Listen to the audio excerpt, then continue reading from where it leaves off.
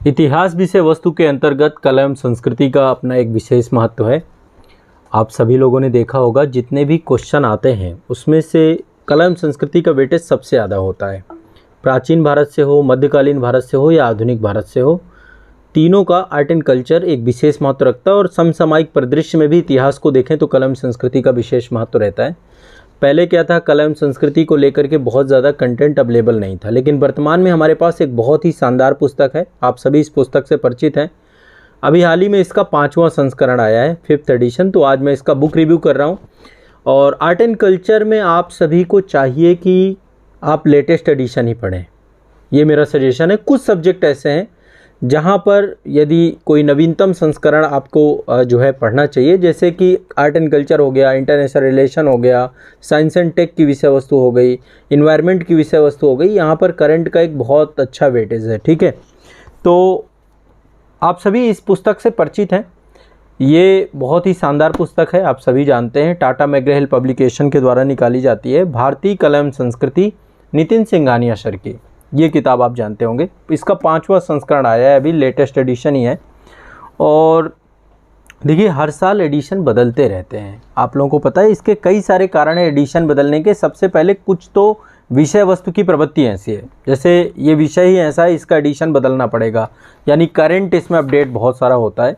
और दूसरा कुछ व्यक्तिगत कारण भी होते हैं पब्लिकेशन के, जैसे कि बहुत सारी पायरेटेड कॉपी वगैरह मार्केट में आ जाती हैं। तो उन सब से बचने के लिए भी, जैसे आप भी देखेंगे ये इसका पहला पेज में ही ये लिखा हुआ है, पायरेटेड पुस्तकों की पहचान कैसे करें। तो ये सब कोशिशें रहती हैं कि मार्केट में जो ऐसा कंटेंट है जो कि पायरेटेड है ना, चोरी छिपे बेचा जा रहा है, तो उसके लिए भी अपडेशन समय समय पर किए जाते हैं। लेकिन जो मुख्य कारण है कला एवं संस्कृति बुक का, अब आपको ये लेनी चाहिए, नहीं लेनी चाहिए, क्यों लेनी चाहिए, ये सब को लेकर के मैं यहाँ पे डिस्कस करूँगा।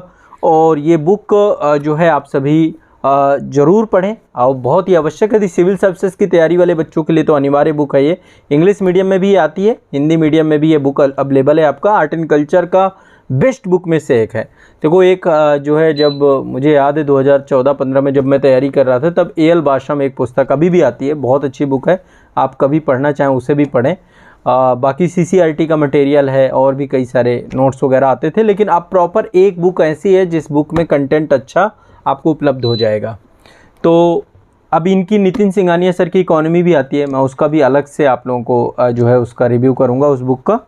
और एक बार आप लोग कमेंट में भी बताया करिए कि आप किस बुक का रिव्यू चाहते हैं। आप ज़रूर बताएंगे, मैं ज़रूर करूँगा उसका। ठीक है, कमेंट सेक्शन में एक बार बुक रिव्यू की रिक्वेस्ट डाल सकते हैं। अब देखिए इस बुक में 4 नए अध्याय जुड़े हैं और हर एक चैप्टर में कुछ टॉपिक अपडेट किए गए हैं। जैसे इसमें भारत के ऐतिहासिक सहज अध्याय 2 में जोड़ा गया है। अध्याय 3 में मूर्ति कला और मृद भांड वाले टॉपिक को अपडेट किया गया है। और अध्याय 14 में भारत में जनजातीय संस्कृति और 15 व्यापार सांस्कृतिक आदान प्रदान। ठीक है, बाकी इसमें पहला जो 5वें संस्करण में क्या क्या चीज़ें ऐड हुई हैं उसको लेकर के काफ़ी सारा जो है यहाँ पे कंटेंट दिया गया है। तो ओवरऑल देखा जाए तो इस किताब में जो इससे पहले का एडिशन है, 4th एडिशन है, उससे काफ़ी सारी चीज़ें नई ऐड की गई हैं। ठीक है, अद्यतन जो है सामग्री यहाँ पर ऐड हुई है।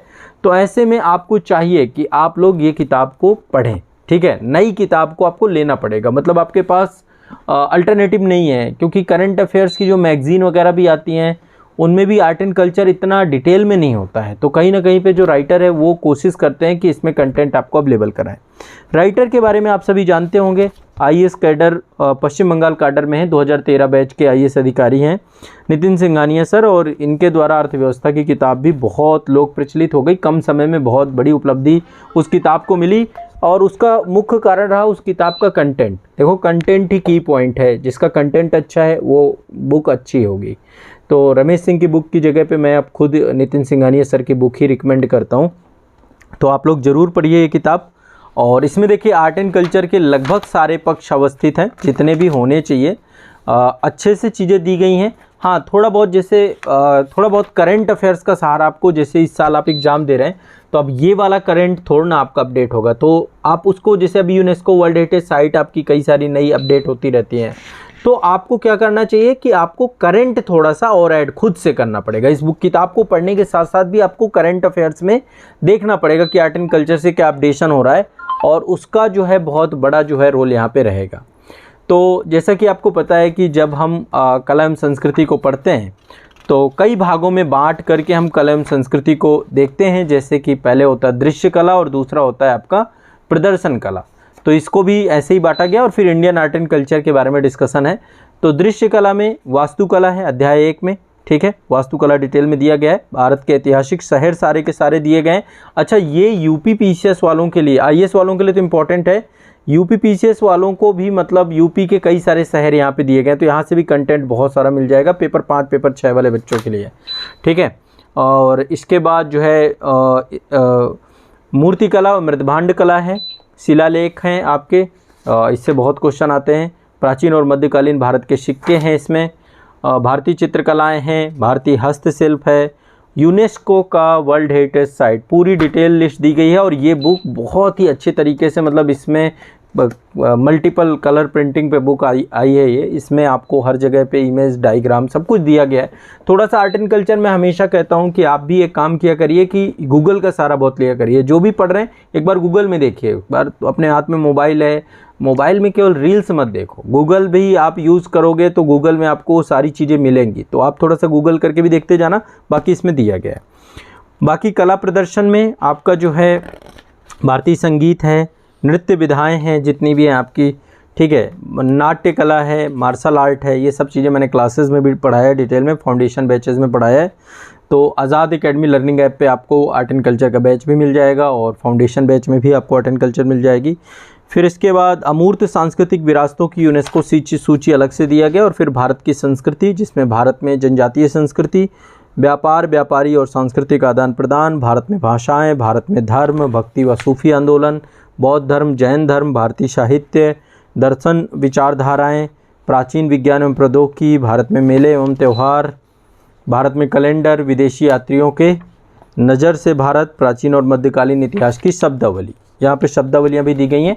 ये सारा कंटेंट आपको इस बुक में मिल जाएगा। ओवरऑल मतलब इसमें जो शब्दावली वाला चैप्टर है ना, यहाँ से बहुत क्वेश्चन आ रहा है। मतलब आजकल ये पूरा, मतलब कहते हैं ना, कई बार कई टॉपिक आपके बहुत हाईलाइटेड रहते हैं। तो प्राचीन और मध्यकालीन इतिहास की शब्दावली जो ये पेज नंबर 555 में है, ये टॉपिक बहुत अच्छा है, बहुत इंपॉर्टेंट है, यहाँ पे आपको पूरा मिल रहा है।